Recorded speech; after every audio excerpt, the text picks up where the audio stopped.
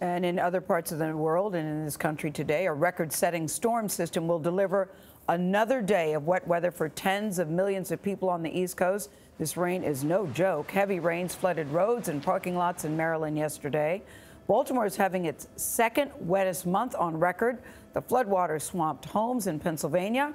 Residents there face the threat of even more rain today. Parts of Pennsylvania have had more than 15 inches of rain since the storms began 6 days ago. Baltimore and the surrounding area are under flood warnings today. DeMarco Morgan is in hard-hit Hershey, Pennsylvania. DeMarco, good morning. Good morning, guys. Believe it or not, this is a road right here behind me that leads to a subdivision called Union Deposit. Now, many of those homes are covered in parts of that area are covered in water there. Emergency management says they have conducted 36 rescues in 5 of the hardest hit counties. And Pennsylvania's Governor Tom Wolf says he will tour Schuylkill County.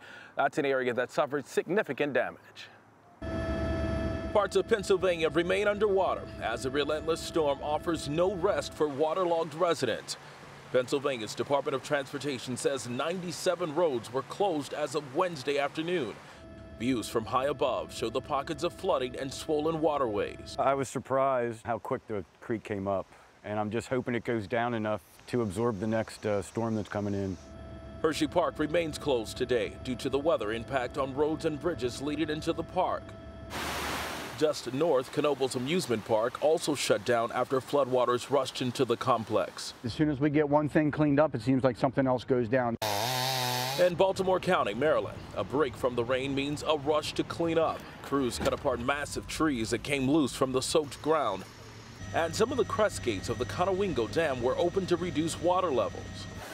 Heavy rain pushed through the ceiling of this restaurant in Arlington, Virginia. No one was hurt. Rescue crews in nearby Washington, D.C. were called when floodwaters washed this mail truck off the road. It was a river. It was a river back here.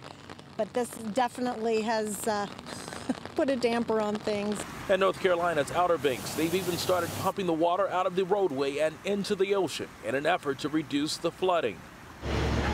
Back in Pennsylvania, a sinkhole in Palmyra is making residents frustrated and emotional. It's very concerning. I mean, we're in a neighborhood where it's just happening and you just never know when you're going to wake up and have this in your backyard.